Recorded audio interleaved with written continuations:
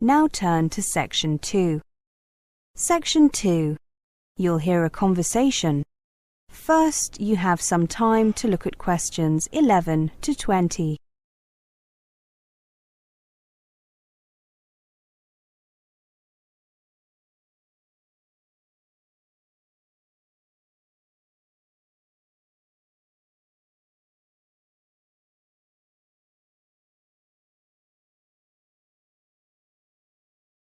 Now listen carefully and answer questions 11 to 20. Welcome to our program on Indian youth. Are young Indians different from their elders? Smarter, lazier, less obedient? We have invited an Indian sociologist, Mr. Singh, to share his views with us. Mr. Singh, many Indians complain that the new generation of Indians is too westernized and has lost touch with its culture. What's your opinion on that? Whenever a country modernizes, there is speculation that the new generation will be dramatically different from those that preceded it, in particular more westernized. Much of that speculation is based on superficial observations regarding rock music and the like. However, most studies show that new generations retain much, though not all, of the core values of their culture. Cultures change very slowly. What is changing quickly is the environment in which they live, their living standards, opportunities for advancement, and self-fulfillment.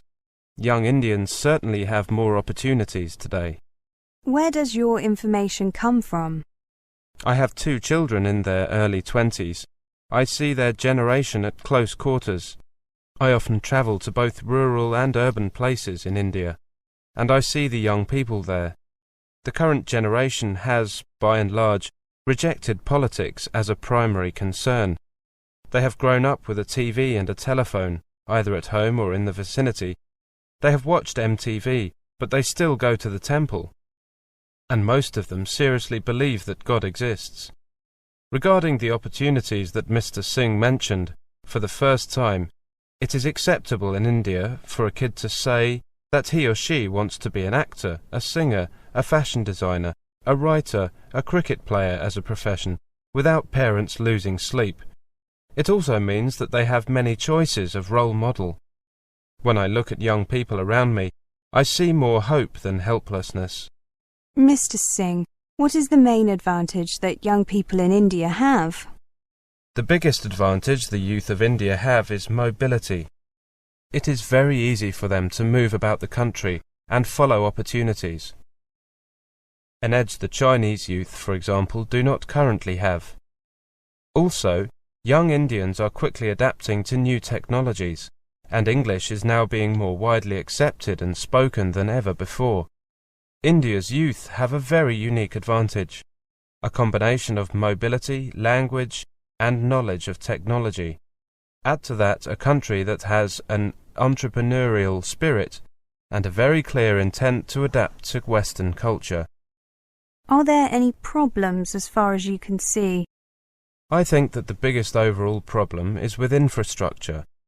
But as far as things that directly affect the younger generation are concerned, I think that the main problem is that parents from the growing middle class are pushing their children ever harder at academic activities.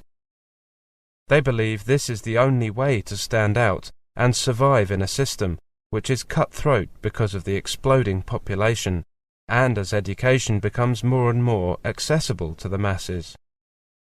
However, many parents are granting their children more choice, particularly in the area of choosing their own careers. The youth of today are definitely more aware of the choices available to them.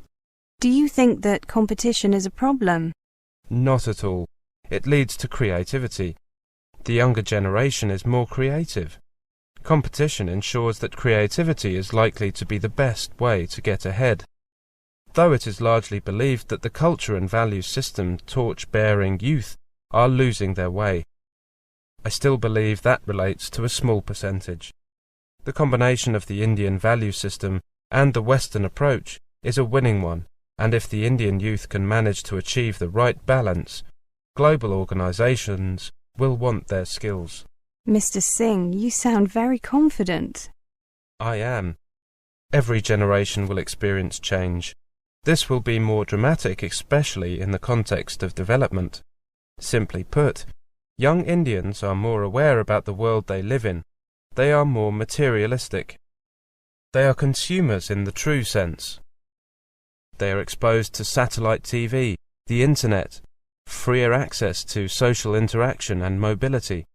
They are global citizens.